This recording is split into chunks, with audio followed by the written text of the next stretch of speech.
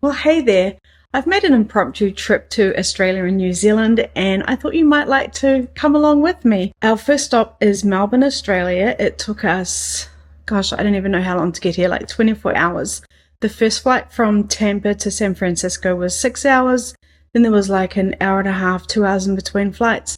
And then the flight from San Francisco to Melbourne was about 16 hours. So we're really tired. I'm at my niece's house. No one's home yet from work, so we're trying to stay awake. It's 1:45 in the afternoon. For my body, it's actually 11:45 the day before, if that makes sense.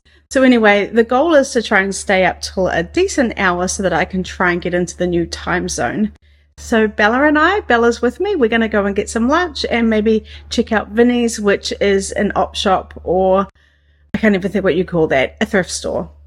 We arrived in Melbourne early on a day that my niece had work, so we let ourselves into the house and I found all these goodies on my bed waiting for me from my niece. She's so sweet. She did the same for Bella. And here's Bella geeking out at my niece's daughter's cute baby clothes. We decided to go for a walk to get lunch on our first day, and of course we went to a bakery which has all our yummy treats that we're used to. Bella and I both got a pie and a sausage because that is one of our favourite things to have for lunch in Australia and New Zealand. We also popped into Vinnie's, which is short for St Vincent de Paul Society, and it's a charity shop.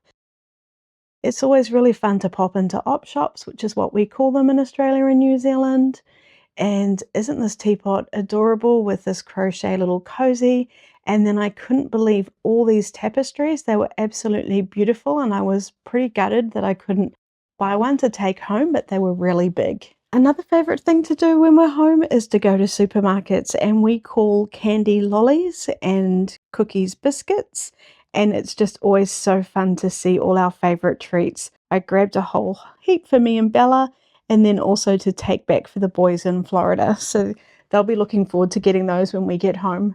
So we popped into Serena. That's Serena, isn't she cute? Her partner's cafe, which is called So, and it's in Moonee Ponds. They have fantastic coffee if you love coffee. We had lunch there and that was absolutely delicious. So if you're visiting Melbourne, do go to Moonee Ponds and pop in and say hello to Wade at So Cafe. Tell him I sent you. And this is Charlie, my niece's little girl. Isn't she adorable? Moonee Ponds is a really nice neighbourhood in Melbourne, so it is definitely a place you might visit if you're in the area. We went for a drive out to St Kilda and we saw the Brighton bathing boxes, which is just a really fun location to visit. It's very touristy.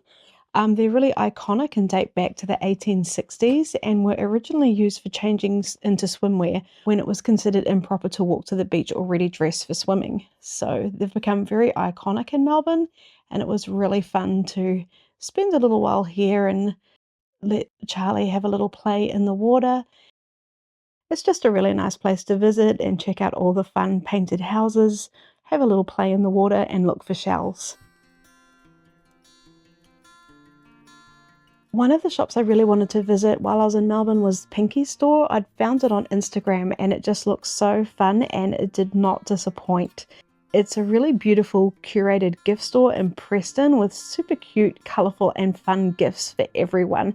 And we just had a lot of fun looking around and we definitely came away with a few little goodies. It was really fun to find that there was another nice shop next to Pinky's called Wilbur Says, and we popped in there and had a look too, and it was again another beautifully curated shop with lots of fun things, and the ladies in there were just so friendly and nice. On Sunday morning I had brunch at Convoy in Moonee Ponds. I met my friend Katie of Cotton Garden Threads. I'm going to put her link down below. I only got this one photo, but it was really nice catching up with her. I was so lucky that my friend Jen of Asta and Anne wanted to take me around to look at some quilting shops. And the first one we saw was GJ Discount Fabrics, and that's in Fairfield. And this shop does not disappoint. As you walk in, you do see dressmaking fabrics, but then as you go through the second set of doors, it's really a quilting haven. They have such an amazing variety.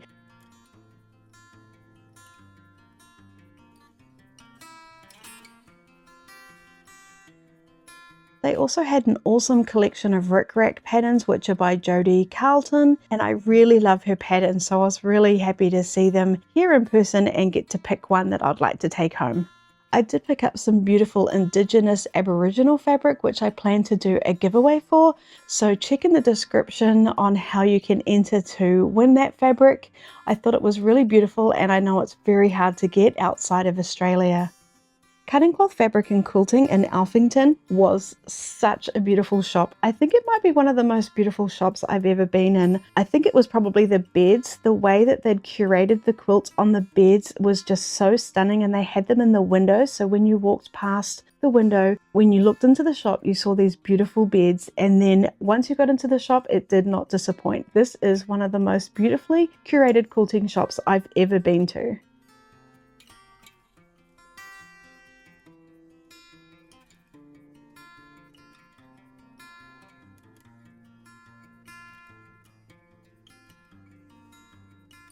The last shop we visited was Bella Fabrics in Canterbury, and this shop is one I really wanted to visit, probably because the name is Bella, the same as my daughter, and it did not disappoint. This shop is so lovely, and one neat thing about it was they do tatting.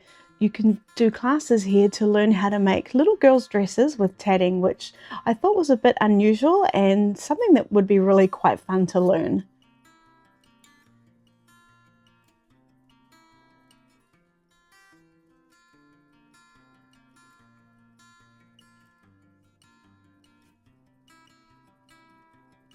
And lastly, Jen took me to see the wonderful Specialty Threads headquarters in Melbourne, Australia, and it was really fun to see all the threads in one place.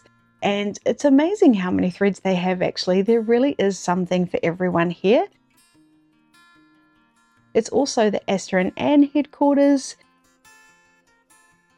Jen designs these really gorgeous felt bags that you embellish, and I'm going to put a link down below so you can check them out.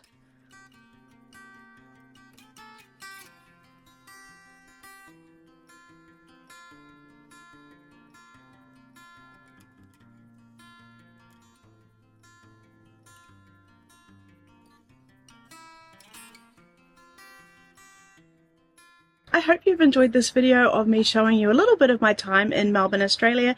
I really did enjoy it. It's always so nice to spend time with my niece Serena and her family, and of course getting to see some local quilt shops, catching up with my friends. In my next video I plan to show you a little bit of my time in Auckland, New Zealand.